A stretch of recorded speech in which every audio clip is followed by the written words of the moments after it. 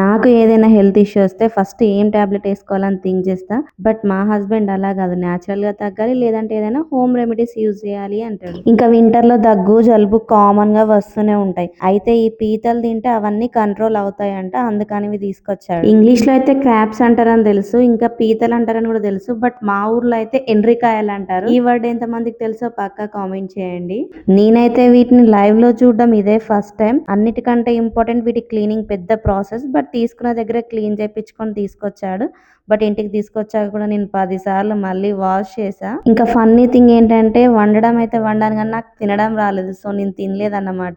ఇంకా రెసిపీ కూడా యూట్యూబ్ మొత్తం వెతికి పట్టుకున్నా. కొందరు చింతపులుసు వేయాలన్నారు, కొందరు వేయొద్దు అన్నారు. బట్ నేనైతే వేసే చేసిన, ఎందుకంటే ఇది పులుసు చేస్తున్నాం కదా, సేమ్ చేపల పులుసు టైప్ లో చేసిన అన్నమాట. టేస్ట్ అయితే బానే ఉంది, బట్ నాకే ఎందుకో నచ్చలేదు. మా ఆయనకు చెప్పేసిన ఇంకోసారి తీసుకొని రాకు అని చెప్పి. నేనే ఫస్ట్ టైం చేస్తున్నా కాబట్టి రెసిపీ కూడా ఏం ఎక్స్ప్లెయిన్ చేయలేదు. బట్ సింపుల్ చేపల పులుసులా చేసుకుంటే సరిపోతుంది. మీలో ఎంతమంది వీటిని టేస్ట్ చేశారో పక్కా కామెంట్ చేయండి. అండ్ వెళ్లే ముందు వీడియోకి ఒక చిన్న లైక్ ఇచ్చి ఛానల్ని సబ్స్క్రైబ్ చేసుకోవడం మాత్రం మర్చిపోకండి. And thank you for watching. Bye bye.